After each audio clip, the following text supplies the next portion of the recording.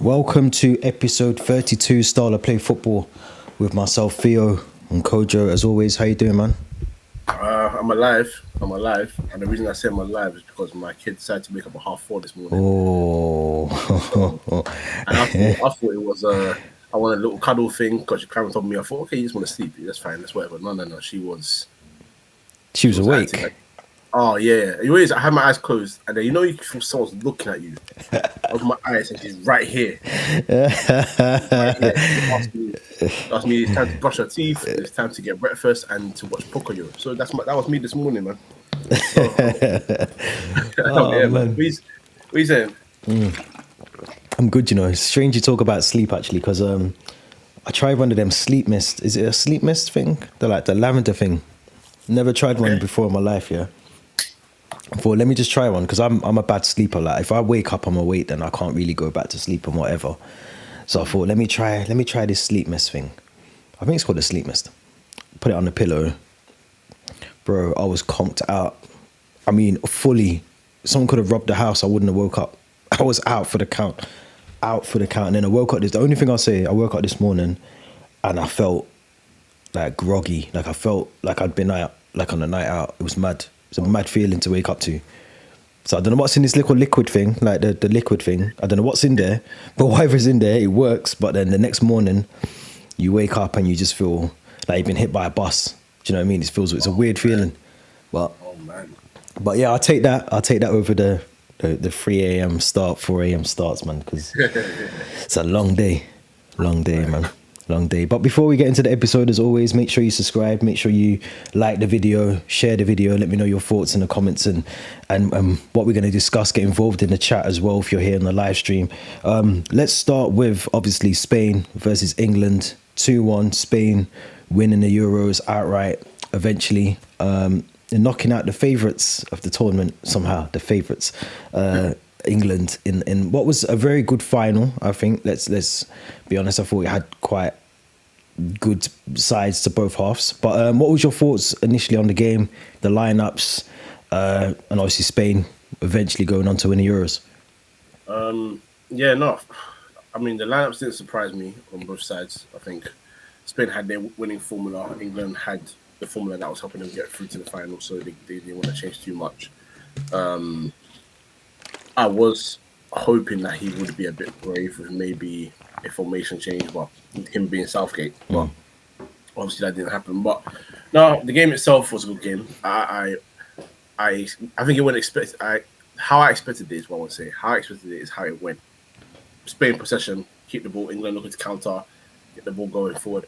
But again, the same issue with England is they drop so far deep all the time. So even if they do want to counter attack, one, they've got a lack of pace in terms of their selection on the pitch, and number two,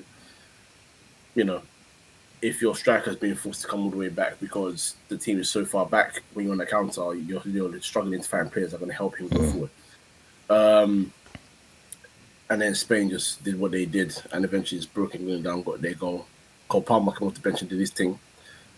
Only for Cucurella to cross it in for for Bala. I'll tell you what gave it away for me, if I'm being honest, because at half time, I was thinking, you know what, England can win this. What gave it away to me was when Rodri came off, and it was like the pundits, but not only the pundits and the commentators, but I also feel like the players had a bit of like Rodri's off. Okay.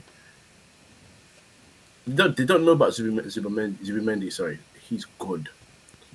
And he showed that in the game. So, yeah, the best team won. And when I say best team, not only in the game, the whole bloody tournament. It was only them and Germany that really played well in terms of the big boys. And they knocked out Germany. So from there, I think they were the rightful winners. Yeah. Well, what are you saying? Because... Yeah. Do you know what? I think maybe when we look back on this in, I don't know, a couple of years, we'll see that there was an opportunity for England at some point. Maybe not even just in this tournament. I'm talking about Italy and the Croatia semi-final as well. But this feels like that period of time where I think, not in terms of the teams, but in terms of when Belgium had the opportunity to win things and they didn't really do it. And then you'll see this. I mean, I know there's a lot of youngsters in this England team now. but I just feel that other nations are strengthening as well. Like we can't think that England are just gonna go and walk the World Cup or walk the next Euros, because there's other nations like Yamal. We're seeing him for Spain. He's come through. He's broke through at 17 and he's doing a madness. So there's other nations that are gonna have just as good as, if not better, squads than England's squad. So I feel like this was kind of those moments where the run into the final was mad, like so easy to an extent. That's no disrespect to the other nations, but you look at the other side of the tournament this season, this tournament, this Euros, and you would never have wanted to face like the Germanys or the Frances or do you know what I mean? The other side was the cleaner and easier side to go against. So I think looking back, a lot of people probably say like this is, Spain definitely deserved to win it 100%, but there was opportunities there. And I said before the game, I remember saying it on the last episode of the pod, I would not start Harry Kane. And for 60 minutes, I think he had 12 touches, 1 touch in the box. Yeah. That is mad for a centre forward. So, and people will say he wasn't getting people. I said it last week. He's not getting the service. He's not doing this and that. But you've got to be in the right positions to be able to get that, to receive the ball. And I don't think he done that. I think Southgate was right to sub him, but I still wouldn't have started him. I just wouldn't have. And I get it, top goal scorer, all the rest of it. But in a final, you got to be bold and you got to be strong with your decision making. And I feel this was a moment where I probably would have put in Ollie Watkins or maybe Ivan Toney or something else, like you said at the start, maybe change things tactically. But look, the goals were the goals. I thought it was two brilliant goals from Spain. Two avoidable goals. I thought Carl Walker stunk out the final. Oh, shocking. I've never seen, and we were going to talk about team of the tournament, but how he got into that team of the tournament as right back is scandalous. He either paid someone or someone made a mistake. I don't know, but he was not the best right back in the tournament. Let's have that right. But he stunk up the place. I thought both of those goals were avoidable. And I thought Palmer's goal was good as well. I thought the fact that I know it took a little deflection, but it was a good final. I think if I was watching it as a neutral, like a full-on neutral, I would have enjoyed that final because I think it was very entertaining. Spain, I didn't think ran away with it, but I also don't think England had done the same. I thought it was quite evenly matched at times, but sometimes the quality gets you over the line. The quality gets you over the line. France have done it before. Italy have done it before. Spain have done it before. England haven't done that before, and they were in deep waters at times. So, that's the difference between a really elite nation and a nation that can get to a final but just buckles at the last minute, in my opinion.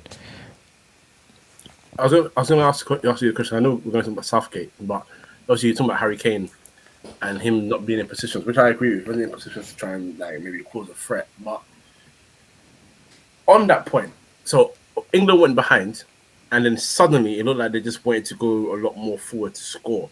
So is this a thing where we were just looking at a manager who's tactically set up to just sit back, which was at the detriment of Kane and everybody else? It was weird. Like England went behind, and then suddenly I'm seeing Kane nearer the box. I'm seeing Saka and Foden here and here, and Bellingham's right here.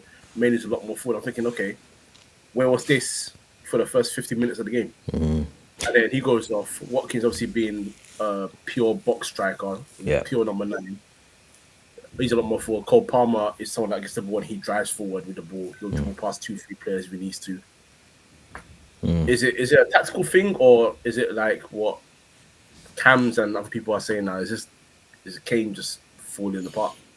I think it's a mixture. I think it's a mixture of things. I think Southgate definitely sets his teams up very negative and cautious. Doesn't want to take a risk when really in a final you have to take risks. You have to take a risk, and I think setting a team up in the way that it did, it kind of allowed not allowed him, but it meant that Harry Kane had to kind of drop into that midfield and drop a bit deeper. Personally, I don't like to see him do that. I think he just has to be in the because when England get the ball, 9 times out of 10, Harry Kane isn't in the correct position where he needs to be on the pitch for me. Yeah. But I also think you're right as well, because when England go 1-0 down, it's almost like a firework goes off in all the players, and then they start running around a bit more. And if you start the game with that intensity and that attacking mindset, you haven't got to chase the game then. You could be 1-0 up or 2-0 up or whatever. I just think it's a mixture. I think Harry Kane, for me, I wouldn't want to see him at the World Cup. I don't think he should be at the World Cup. But I think I seen him come out and said that he wants to use Ronaldo, I think, or Messi, one of the two, as his inspiration to get to the World Cup and continue to play. But we've got other strikers that. And the one thing about England, is there isn't that many brilliant strikers coming through beyond Tony and Watkins after that. So at some point, you have to give the baton over. His legs are getting. He's either, like I said before, throughout this tournament, he's either injured currently, or his just body ain't able to carry on. What do you think? I would take him to the World Cup, but I think what you said there's a bit damning. Is England don't have any promising number 9 to think of That I can think of. Yeah, that are like, even if they're 18, you can look at them and say, oh yeah, I can definitely think of you as being the future. Like you go far back, you had Owen, you had Rooney. Yeah. I mean, then you had Kane. Like you had a lineage of players that you're like, okay, yeah, that's next. After Kane, who is next? Because Watkins is not a small boy. Yeah, Tony is not a small boy. No, that's what I'm saying. That's what I'm saying. Yeah. Boy, it's a good point. It's a good point. But I still take him. I don't think his body's wearing down. I said this about 3 seasons ago, and I got shut down for it. I can't remember where I said it, but I said it might be smart to start thinking of maybe making Harry Kane become a number 10, because his playmaking ability is good. It is good. That's why sometimes he likes to drop deep, because at Spurs we saw it when he dropped it, because Son will be making those runs anyway. So even if he's not there, he's got another guy that's just zinging for him. If you make him a number 10, and then you literally use what you have there, like your Anthony Gordon, for example, I don't know, you want to bring Bowen in, you want to bring Rashford back, Saka there, Palmer, whoever you want to play on the wings, and you have a number 9 in front of him, you have 3 outlets for him to create for, as well as him being able to hit from range, make good passes. Because I think he's got that ability in him. I feel like now a lot of people are very afraid to move players out of their current position into a new one, because, oh yeah, he's number 9. If it was going to be a number 10, he would have been there a long time ago. No, players change. Rooney was a number 9, became a centre midfielder by the end of his career. Rio Ferdinand was a striker who became one of the best centre backs in Premier League history. You know what I'm saying? So we can't be afraid to do these things. I think it's time to start looking at him being a number 10. And I think if Bayern set pace with that, because they got young Matisse Tell as a young striker, if they set pace with that first, Muller slowing down before him, before Kane, that is, then why can't England do that as well? I think they shouldn't be afraid to try stuff like that. It's a good shout. I think there's my only sort of counter argument to that is there's other players I would prefer to see in the 10 than Harry Kane that are currently in the squad or coming through the Premier League or other European leagues. But it's a good shout. I think it would suit Harry Kane more, because he can be a provider. He can assist. He can play that role, and then it would free up someone then to play as the number 9 as the striker. I mean, how old's Harry Kane now? 34? 31 or 32? Oh, 32. So you're talking he'd be 34 or close to 34 when he gets... I think World Cup personally would be his last one. That's why I was talking about him being a midfielder. Because if you make him a number 9 for the next 2 international tournaments, you're killing him. Would you not just take him as a additional player? Do you know what I mean? I'd always take Kane because he can shoot at any moment, and that's all he needs. But England's identity needs to change. It can't be that far back. If you want to score goals, he's not going to score it from 60, 70 yards away. He's done it this season for Bayern, but that's one time out of how many goals? How many times? There you go. He's a shooter all day. So you have to have him at least around the D of the penalty box. Other than that, you're just wasting his time, to be quite frank. It's not a bad shout. It's not a bad shout at all, man. Just before we move on to Southgate, obviously there was talk about, was the offside goal an offside goal. John Stones plays him on clearly. It's offside. I just wanted to get that in there because to me, I don't know how with the like. Sometimes I feel like with football fans, yeah, maybe England fans, but like it's offside. Like let's not argue it. It's offside. Let's just.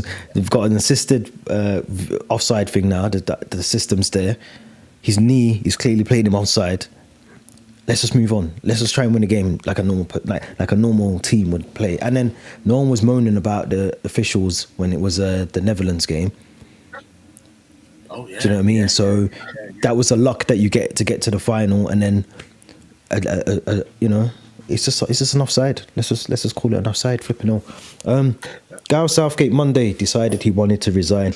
I think he had no other option really, but he had to resign for me anyway. Right call, do you reckon? Or do you reckon? Yeah. No, I got to ask the question, man. Yeah, no. I'm saying yes. I want everyone to know my answer is a definitive yes. No, I think it had to because I mean, 8 years is a long time. I'm probably going to say he's at the longest serving England manager. I'm not 100% sure, but he's got to be one of the longest serving. But like I said at the start of this, I feel like he's had a very good crop and very good opportunities, very good group of players to pick from to try and win World Cups and try and win Euros and to walk away with nothing or to have nothing to show for it at the end of it, really, apart from the two finals and the semi-final. That's not really an achievement. Or is it? Let me ask you that first. Is that an achievement for England? Yeah, it is an achievement because, I mean, I'm not trying to. In 20 years, will someone still say, "Oh, do you remember that time England got to the final and lost?" They will, but it's because we know the nation we live in. Yeah. It's one of them ones. If we're being realistic, they should calm down. But this is the thing about football that I think England fans tend to always forget because we're still doing the same cycle that we're doing with the golden generation. Or I'll say golden generation is when England had Gerrard, Lampard, Scholes, this guy, that guy, whatever, yeah. They always forget that every other country, the top countries, has superstars in there. Yeah, come on. Portugal Portugal didn't do well in tournaments back then like that. They got to quarterfinals, knocked England out usually, and got some finals lost. But apart from the 2004 final against Greece, but even they talking about Rui Costa and Paoletta and them, man, these are not small boys. So as good as you think your boys are, these men can say, yeah, well, we can one up you. You know what I mean? In this generation, yes, you got a myriad of talent, especially attacking talent going forward. But you also very much learned that the Spain that you didn't think was that good have good players. Yeah, you know what I'm saying? yeah. So I still think he's done well. 4 tournaments, 2 World Cups, 2 semi-finals, 2 Euros, 2 finals. But it's also damning, and this is the reason why I say you have to go. It's damning that you can do that, and it's always you done something wrong. You're not good enough. It's not a they were unlucky. It's not a if you had done this maybe a bit differently. It's you're getting through to the final, and once you're getting through to the final, you're winning games. Everyone's celebrating for the evening, and then the next morning they're like, "This guy, man." Yeah. You know what I mean? It's damning. It's damning. It's been time to cut ties, man. It is what it is. But he's done well. That's a guy that came in with very little managerial experience. I think one of the pluses you have to give Southgate actually is that because I think he took over from Sam Allardyce technically, but it was Roy Hodgson really, wasn't it? Because I think Allardyce only done 1 game, but yeah, he you think about that England squad when Roy Hodgson had it. And the way that kind of the perception of England's football team was around that time. And he's kind of brought it back to like the hope of winning something. I don't think that, for me personally, I don't think that's an achievement. And I don't think that's enough. I think you got to win something at the end of it. You can't get to that many finals and semi-finals and have the run that you have to get to the final. And then when you get to the final, you bottle it 'Cause that's what it is. If this was Tottenham, we'd be talking about. No, if it's true though, if it's Tottenham, we'd be saying bottlers, wouldn't we? Bottle jobs and all the rest of it. And Yeah, it's true. so we got to be the same consistency. We got to talk about club football. We got to talk about internet, and it's worse for the internationals because you've got arguably one of the best teams to pick from. Not saying they're all world class, but I'm saying out of that tournament, you're in the top. You're probably in the top 5, top 6 of the nations with the best squads, or one of the best squads. Yeah. So you've got your. And I kept saying it throughout the whole tournament. I'm not sure how England are favourites to win this, but they were favourites for the whole tournament. Even up until the semi-final, I think they were favourites to win it. Up until the last day, until the Sunday when it was Spain. But I'm glad he's gone. I'll be honest. I think he needed to go. I was reading an article the other day, and he kind of, like, you don't think about this, but his kids as well. His kids were getting abused apparently. His wife getting abused, like, because people will, you know. Imagine being in a school playground, and your dad's Gareth Southgate. Your dad's Gareth Southgate. You got to go Monday morning. Your dad just lost the Euro final. Like, that would be mad. Imagine your dad lost again. Yeah, again. Yes. Again. Sorry. Again. Like, you can't come and sit by me in science. What are you talking about, man? Go and sit down at the other end.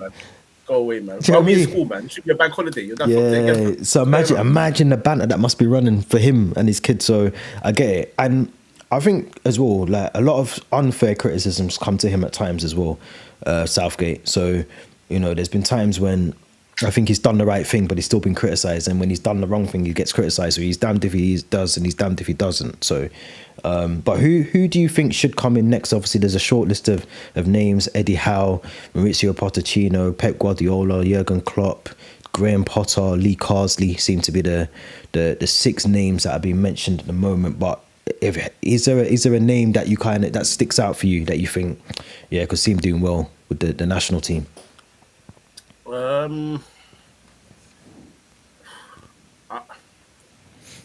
Oddly enough, the name that I think would do best with the squad is Pochettino. And the reason why I think Pochettino is because, unlike at club football where he has to almost sort of hope that he has the backing of, you know, his the board and all that to get players in, he actually has what all international managers have is actually the luxury of picking the available players that are just English, point blank, period. So someone like him, who, when he has his ultimate team, his favorite team is high pressing, is possession based, is speed on both wings, is always making sure the number 9 is in attacking positions to get goals, always without a doubt. I think that's a luxury that I don't think he can afford to pass up, to be quite frank, because I don't know where he goes after Chelsea. So it might be a time to reset club football and just say, you know, let me go international. This is a place I can be. He knows Cole Palmer. He will do well with speedy players. He'll get someone like Gordon working. He'll get Saka working. He likes his hard-working midfielders, but also people don't forget he likes his technical midfielders as well. He hasn't got a Mr. Dembele in the squad yet, but you never know. And when he has his favourite defensive pairing, you know, he knows how to build a defence, because we saw it at Tottenham. You know, obviously when City got powerful, that's when they walk out, and they started crumbling down bit by bit. But he saw what was coming. He just wasn't backed up at Tottenham. Different conversation for another day. So yeah, Pochettino for me. I was thinking Lee Carsley at first, but then as good as he has been for the under-21s, I just don't know if he would be tactically ready for the next level. I know that's funny because a lot of people be like, yeah, Pochettino tactical does like that, you know, but I think Pochettino will be best suited for having a squad that he can actually pick and just having the freedom to let them play how he wants to play. I think that would be the best choice. It's a difficult one because I kind of agree with that. And to be fair, I'm sure I've seen this morning Maurizio Pochettino is heavily linked with the USA job. So that would probably, I think England or USA, I think either. I don't think there's it's going to sound crazy, but I think both of those jobs are appealing to him. I think both of them would appeal to him. But I watched the under-21 Euros when they won it under Lee Carsley, and they done really well. They done really, really well. I just think whoever takes this job on is going to be mad for them because they have to, the expectation which is more from the media, I think, not the fans as such, but the media will expect a World Cup. They will expect the World Cup. They will want the World Cup at the next one, whoever takes over. There's talk about Pep obviously leaving City at the end of next season and someone coming in for the interim for this season only as the England manager. That could potentially be Lee Carsley. And then they go and get Pep in the next summer. I personally don't think that will work either. I think Pep will probably want to stay in club football somewhere. I don't know where that is, but he might want to stay in club football. Graham Potter, I actually like the idea, Graham. I know PTSD from Chelsea days, but I actually think Graham Potter would do a good job with the England setup because it's completely different. And I think, like you just said as well, a lot of the things that you said about Pochettino, I think tactically Potter could get his own stamp on that England squad as well. With some of the players that they're just thinking now, some of the players that are there and the system that he probably would want to play with them, he could do that with the squad that he's got there. And the other, apart from obviously Pochettino and maybe Pep if he leaves in the summer in City, a lot of them, they're going to have to sort out a compensation package for the club and whatever else. I think Graham Potter's there. He's turned down a lot of jobs that he's been linked to. I think Leicester, Ajax, maybe United. I think he was kind of linked with United at one point as well. So he's turned down a lot of jobs. And that kind of makes me think that he's waiting for this job. Do you know what I mean? He's had opportunities to jump into club football and he's thought, nah, let me just hold out and see what's happening over here. So I think he'll be keen for it. I don't think Eddie Howe could be an option because I think Newcastle will just offer him more money, and I think he is invested in the project at Newcastle. Can he turn down the England job? I don't think he can, but it'd be a good test for him. I'd love to see him dangle the carrot in front of him to see what he does. But yeah, I don't know, man. I think Graham Potter's probably the better suited one. Graham Potter, I think that would be good for him as well. I mean, because I think he's just trying to be a lot more careful after he lost the Chelsea job. Yeah. I don't know how you felt about it at the time, but when he moved from Brighton to Chelsea, I was like, bro, you're going from a club where you have everything catered to you, where you're going to a club where things have changed big already. And the landscape's bigger, the pressure's bigger. You're playing European football. Like, I know Brighton have done that now, but do you know what I mean? Yeah. So England could work. I don't know if it's crazy for me to say this, but I feel like even that England will be less pressure than it is at Chelsea, because this is not a day by day. Yeah.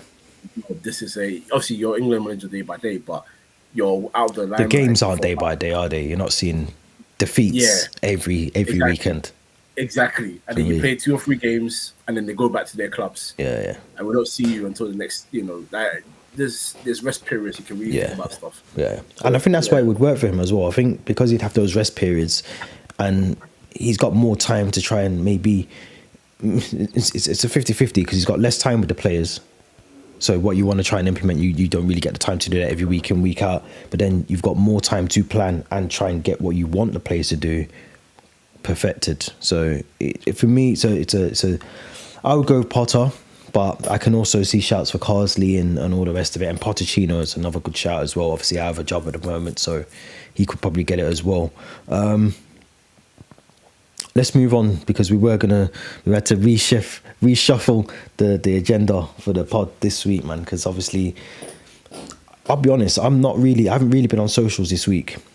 Sometimes I can't really go on there too much. But I got getting WhatsApps through of Enzo singing, and I just thought they were sending me videos of Enzo singing. I wasn't even listening to what he was saying. I just see Enzo and the Argentinian players singing. So I'm just looking at the video and I'm like putting my phone back down, I don't really know what's going on.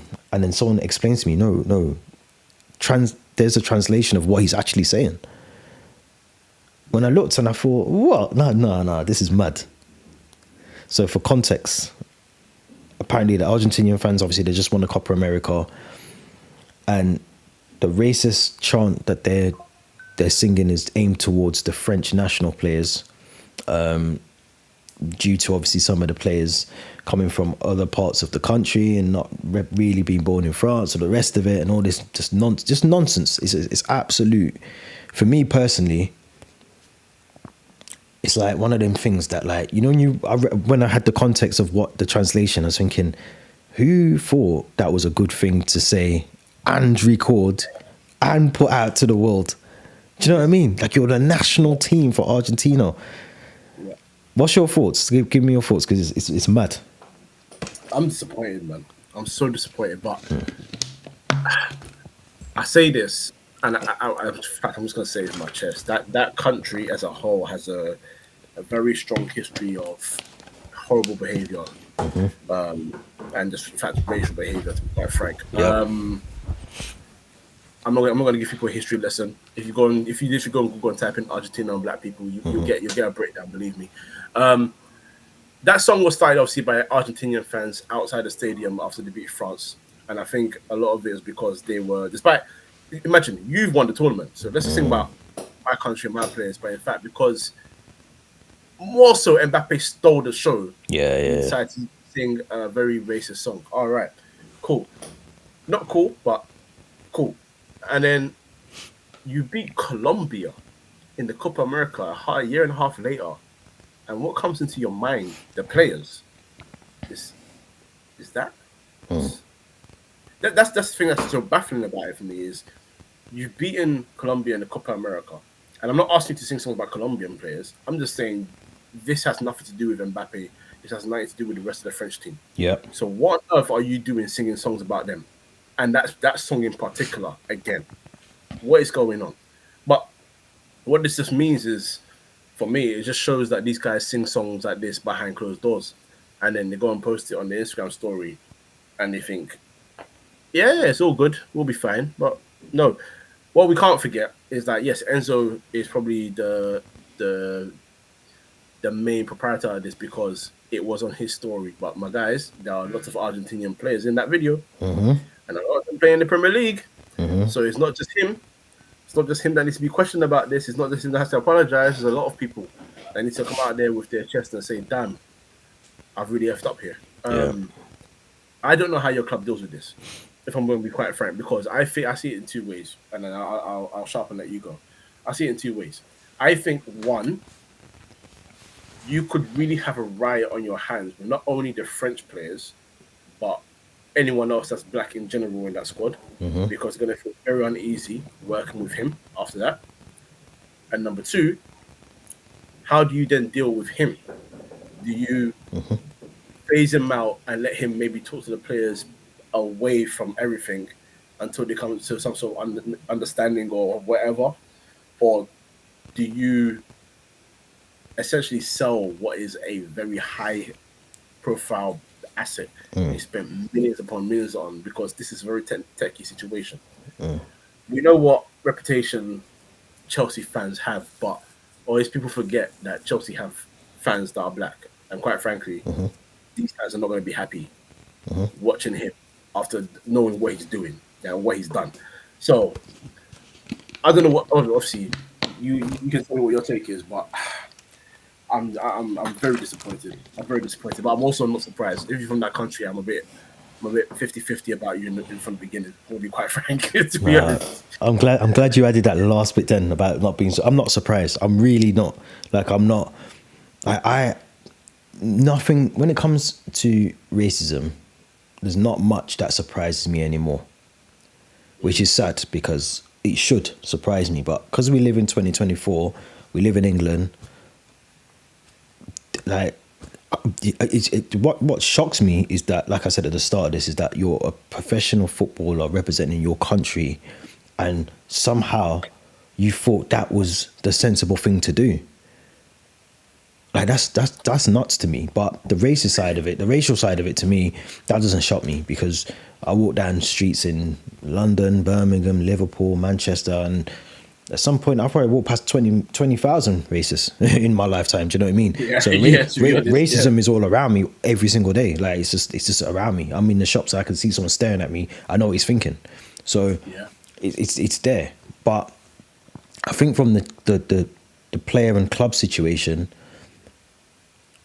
I'm going to be 100% honest. I don't think they're actually going to do much about it. I generally don't. Listen, we've had rapists. Sorry to use that word, but we've had rapists playing for clubs, and they've literally been playing for the club the whole season. I'm not even trying to compare racism with that, like sexual assault or nothing, but like, there's been people that have done the same sort of things. We've had racists, forget rapists, we've had racists play football and still be able to play football. Do you know what I mean? Yeah. So I generally think, and the statement that Chelsea put out this morning was very sort of, and I'll say one more thing actually in a minute, but the statement that Chelsea put out was very short, but I get why it's short as well, because they got to do the investigation and all the rest of it, yeah? So I get that bit. But I'll be honest, I don't, like, we've been here before. We all watched the game when John Terry said what he said. Do you get what I'm saying? So I'm sorry, like, this is why I can't be like I get the outrage, but I guarantee you, especially with Chelsea fans as well, I guarantee you, if we get to the final of the FA Cup and Enzo Fernandez is still at the club and he scores a free kick and he goes in, the whole fan base will forget today. Because football is, memory of football people, fans, is short. They will forget what he has said come December. Yeah. They will forget. And that's now, if people are generally wanting to like change, or as Chelsea fans, they want to change things, yeah?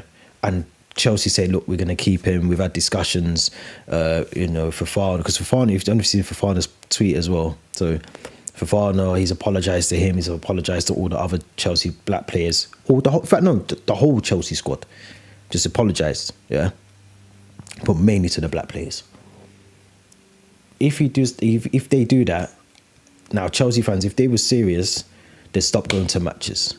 They'd kick up a big fuss about Enzo. They'd boo him. They'd make sure that, because they'd done it with Lukaku, remember? They were booing Lukaku when he'd done his interview. So let's have the same energy for Enzo. You'd want Enzo at the club. The supporters would write to the owners and kick up a fuss. But it won't happen. It will not happen. So all this like people online like outraged and all that, I guarantee you come December, if he's still there and he scores the goal that takes Chelsea to the top of the league or gets a win against Liverpool or something like that, they will forget about it. Come December, everyone's going to forget about this. And they'll be tweeting Enzo. And that's the problem. It's true. Yeah, and that's the problem for me when it comes to like racism and football and all of that. Nothing's ever going to get done because I don't think this country and the FA and the clubs are serious about racism. No, they're not. No. Do you know what I mean? So it ain't gonna change.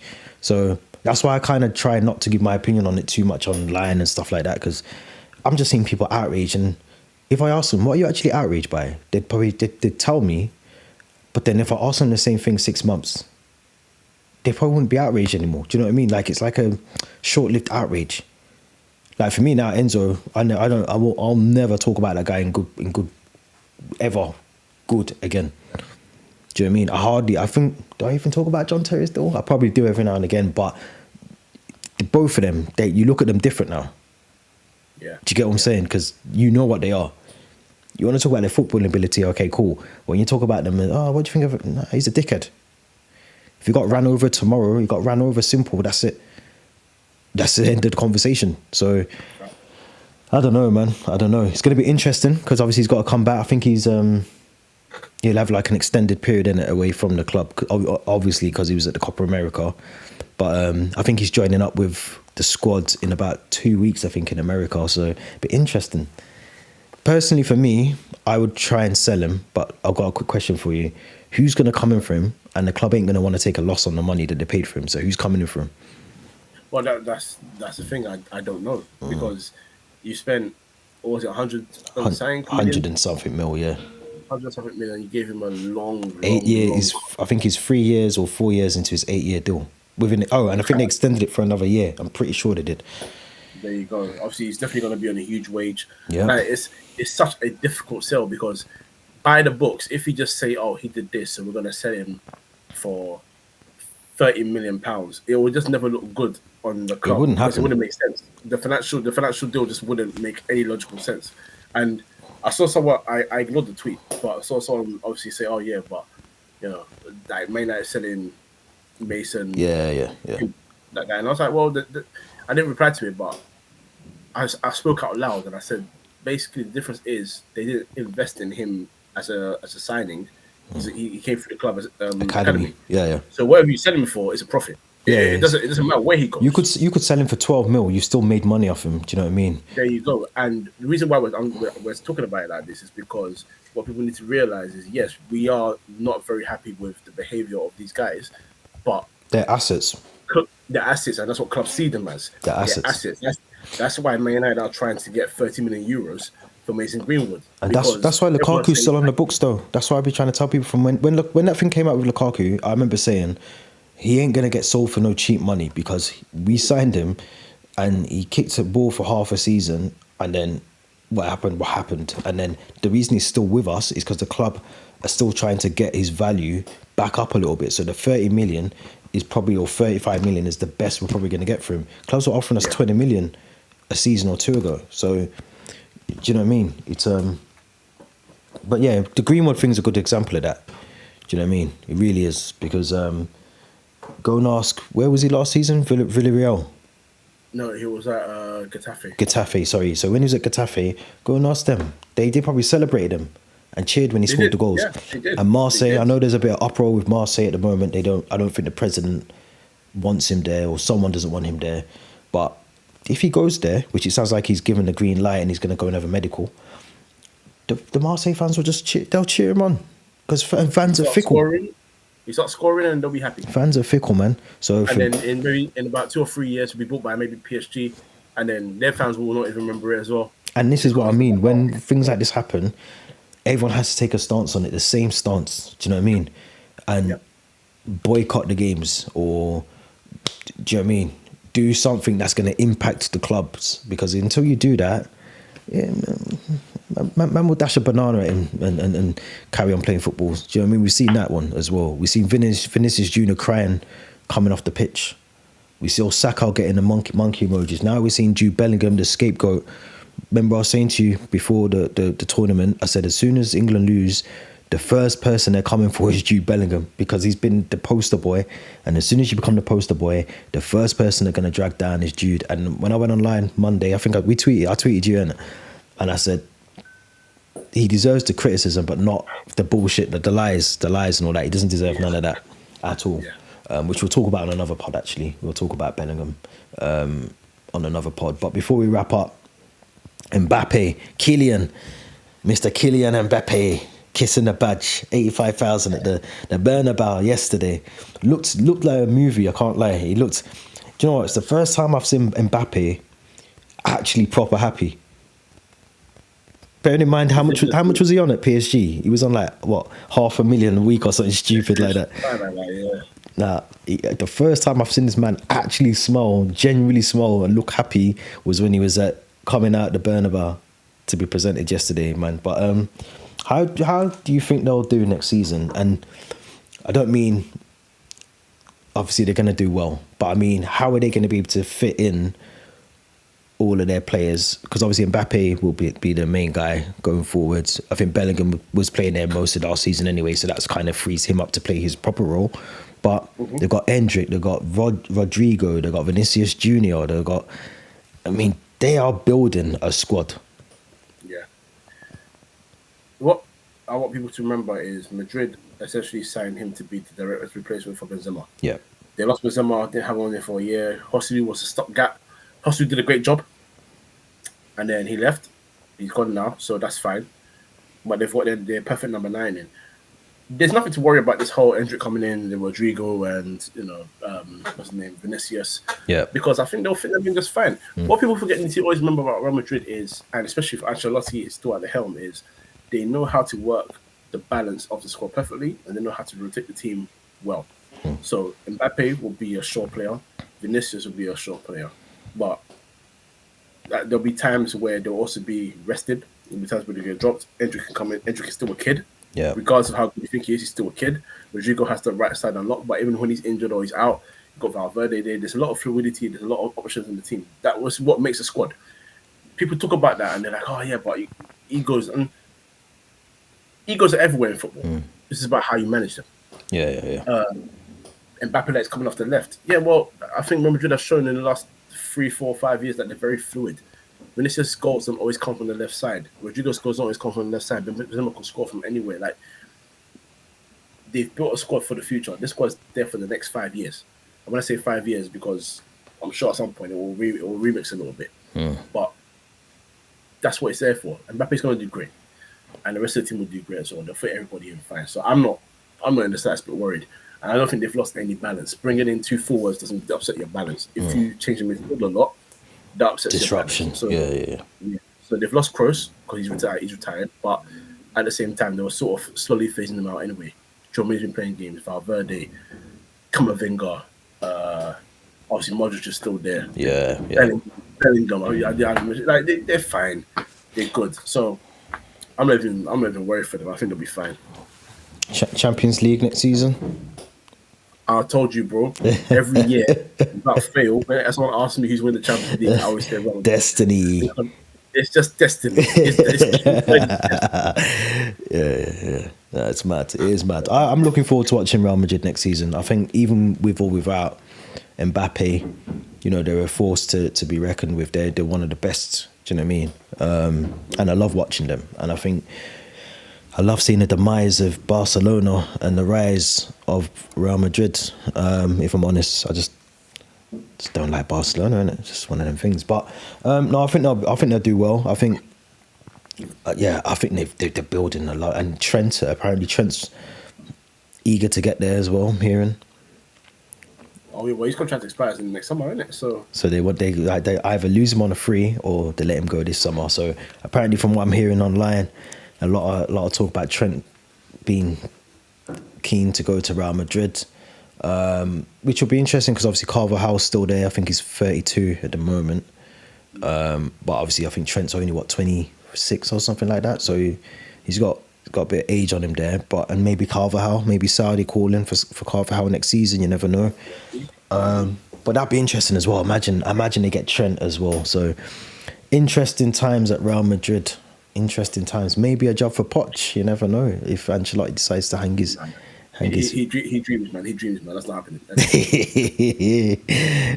Crazy. But we're gonna wrap up there. Although before we go, I don't know if you've been keeping an eye on things. Lenny Yoro medical is booked for Old Trafford, Carrington.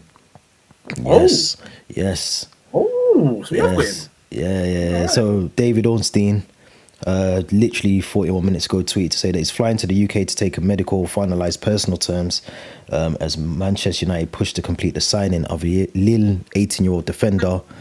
Initially favoured Real Madrid, but they've accepted the bid of 62 million euros. Still work to do now, but it's very, very close, according to David Ornstein. So yeah, looks like you got him, man. I told you, man, you're building slowly. Remember, I told you got to get the right man in the. Although, you lot are smart. No, you lot are smart. I've literally got 3 minutes to say this, but you lot are smart because you've brought in Ruud van Nistelrooy. Yeah, the moment Erik ten Hag fucks up, welcome, Ruud. Welcome to the hot seat, my friend. Take it. That's it. Take it and enjoy it, my friend. But that's you're building slowly. You're building. You just got the striker in as well. So yeah, things are looking up, man. Can't lie. Things are looking up. Fingers crossed, man. We're gonna do the United episode soon, man. We're gonna get that done, dusted. We'll do that soon. But before we wrap up, man, make sure you like the video, you subscribe to the channel, you listen to the audio version of the podcast as well, and we'll be back next week with another episode of Style of Play. Until then, enjoy the football, but if you can get some